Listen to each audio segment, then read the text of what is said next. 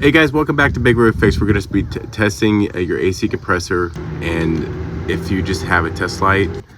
And this, I used to use this all the time when I used to diagnose, and even if I had a machine, I would do this too. Sometimes I would just do it just right in the beginning, and it'd tell you a lot of information you need to know.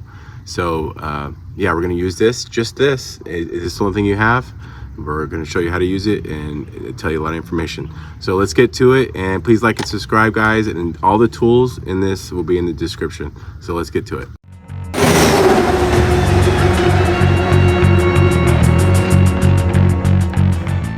Guys, so the things we're going to use, and I'll put, as I said up before, I'll put all the stuff in the link below to things you need to get, which is not that much really, guys.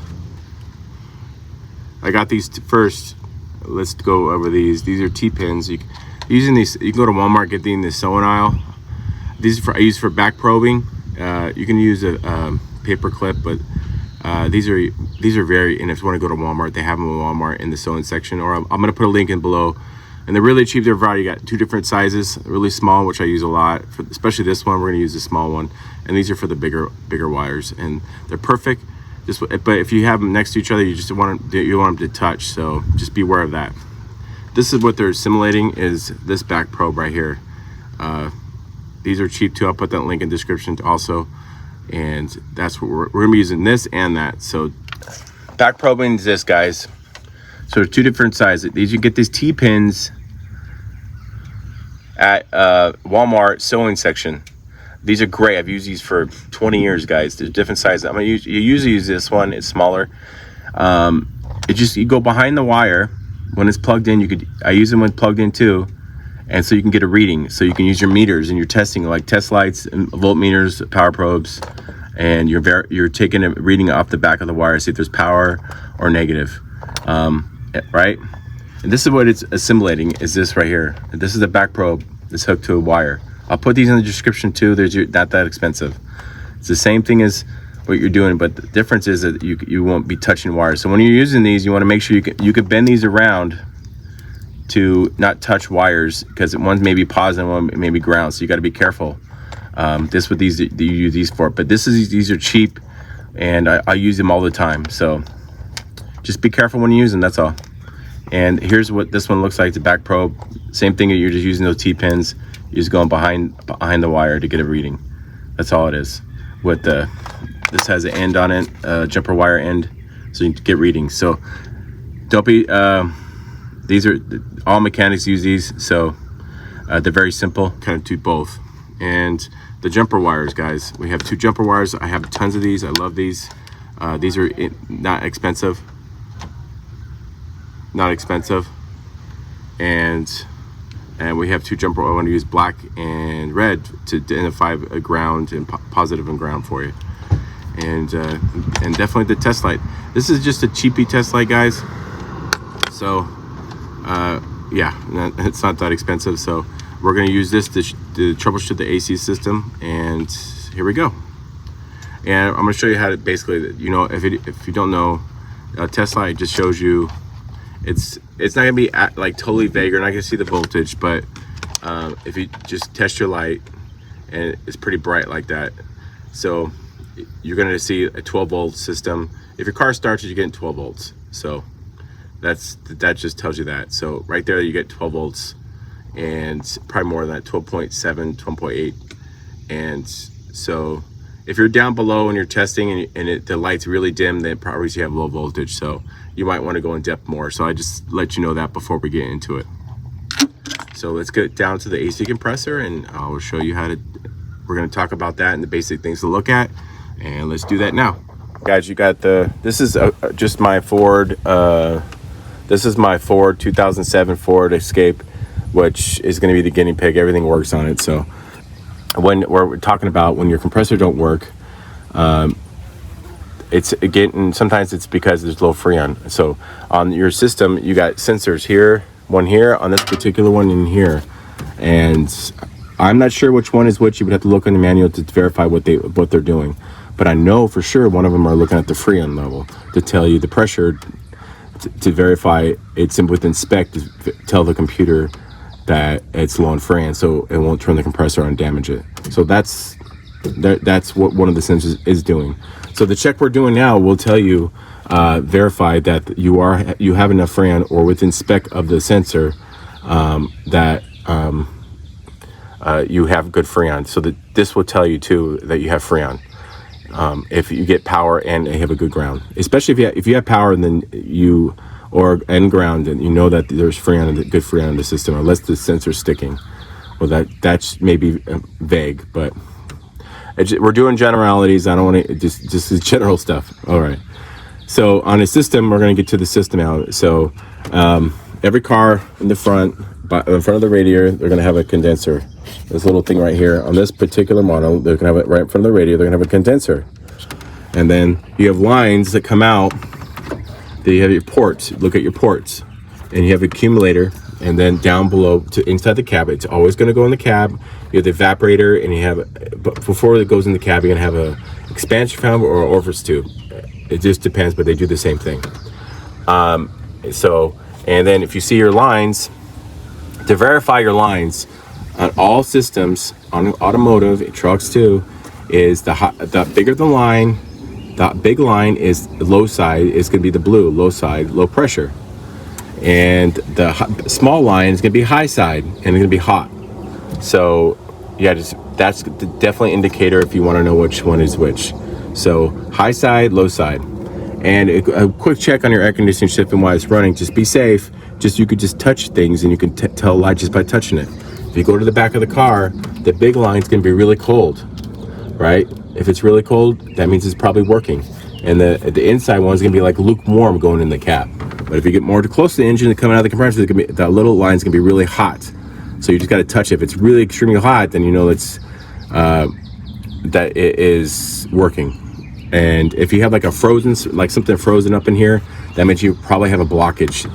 That means something's restricted. And if it's like freezing up somewhere, that's probably you have a blockage somewhere inside the system.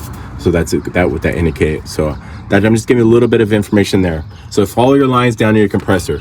Your pressure is going to be at different places. It's going to be on the top, or it's going to be on the bottom. You might have to pull a panel if it's underneath. On this particular car, on this Ford, it's underneath. So let's go under there, and we're going to test that and with the voltmeter. So let's get to it. All right, so you got the compressor right here. So this is the compressor, and then this is the clutch, that's what is driven by the belts. So when this is engaged, you couldn't move this. So this pushes the plate, which I'll show you how it works exactly, and it engages. So when it's engaged, you turn it on in your car, it clicks, and then this drives the compressor. There's pistons in here. So one thing you could check if you just lay under here, and if you can get your hand on the front of this, make sure if it's hot, you have gloves. And it's not engaged, the compressor is not running without the car running. If this spins, then that's probably a good indication that your compressor is good. And you'll have like a little bit of compression in there because there's pistons inside here. So when you move this like this, it should have a little bit of resistance because there's pistons and freon. So that's a good indication that the compressor is good. This is just being vague diagnosis. Of course, there could be something wrong with the rings or something like that. That's more in depth. We're just doing basic. So we're spinning this around. So, okay, you know that the compressor inside is probably decent. But if this doesn't, and the clutch is not engaged, it might have a seized compressor. So if this doesn't move and it's unengaged, there's something wrong with your compressor internally. That means it may be locked up. All right, and the next thing is if you want to look at the front, if it's really like black or melted, or you can see there's like gotten heated, that can be an indication your clutch is maybe slipping or going bad. All right, and then I already unplugged it, guys, here, but right here, this is the plug. If you can see it, I hope you guys can. I'll get a little better lighting right there. Right here is the plug right here, guys.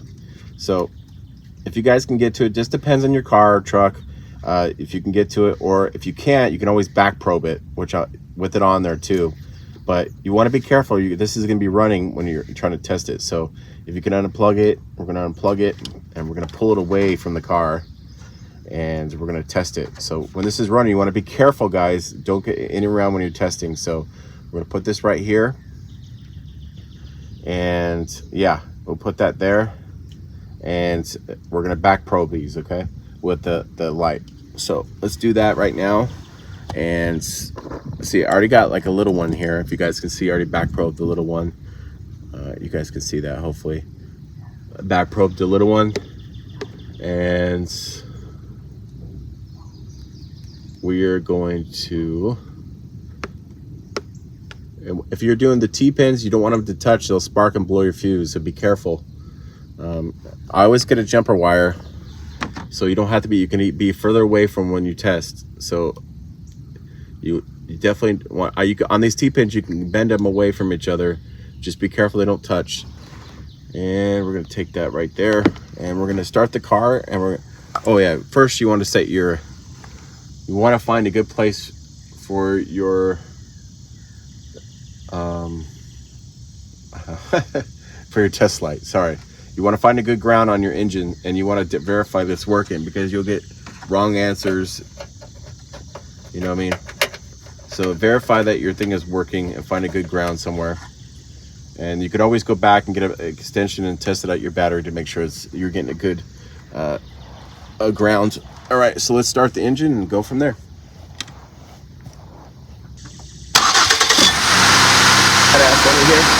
Hope you can hear me now. So we got it running and the compressor is on. You want to make sure the compressor is on. Of course, it's not on spinning because I don't have it unplugged. All right. So we're gonna find out which one of these are powered if it powers up. So pull these back a little bit for you. See, the red is powered. So now we know we don't see voltage, but it's really bright like we did at the battery, so you're probably indicating that it has good voltage. We're just doing basic checks here, so now we know that we're getting power to the compressors if you don't have the signal. So you know that you have good Freon now because it's sending power to the compressor. Now let's check the ground. So how you do with a test light, a ground, you just reverse it. This, you have two wires going to the compressor, so one has to be the ground. It's as important as the power. So we're going to take our test light end and hook it to this. Okay? So we got our test light ground hooked to the ground on this plug.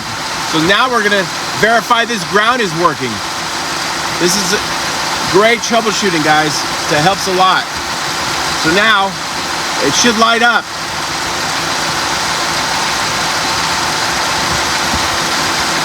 So now you know, I'm going to shut everything on. You can see the power of this test light on, right? With the ground. So now we know that the circuit is working. You're getting power and you have a good ground. So let's test. Let's go shut the car off and we'll talk about it.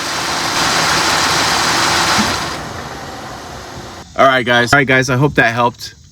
So basically what you guys did is you verified that you're getting power and the ground is good. So now you know, you remember you guys, you have sensors up there that if they're Freon, it's gonna tell you if it's low on Freon. So if you're getting power down here, you know that the Freon's good. I'm not saying it's gonna be perfect, maybe a little low because there's parameters and specs, of course.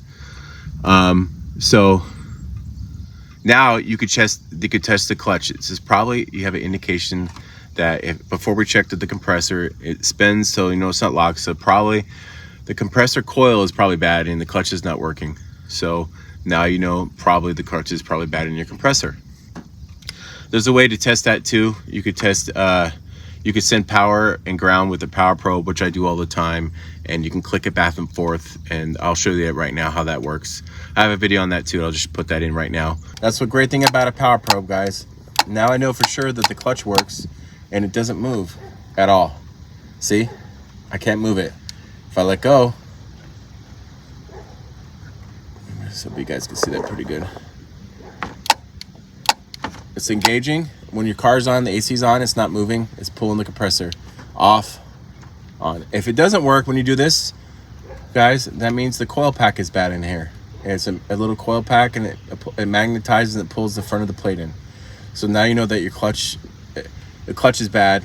You can either place the compressor, the whole thing, or place the clutch. Either or, what you want to do. So right now that the system is working and you're getting power and ground is working. So there's something probably wrong with your compressor or the clutch. Usually it's the clutch, guys. The clutches go bad. They get hot and they have like a coil pack in there, and this magnetizing, it pulls it in, and they go bad a lot. So they're not, you can change just the clutch or you can get a compressor, it just depends.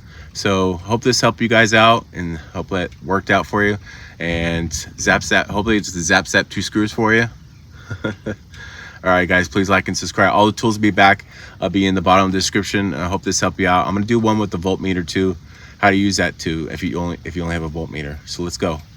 All right, guys, thanks for watching. Please like and subscribe, and I don't know, that's it. Bye.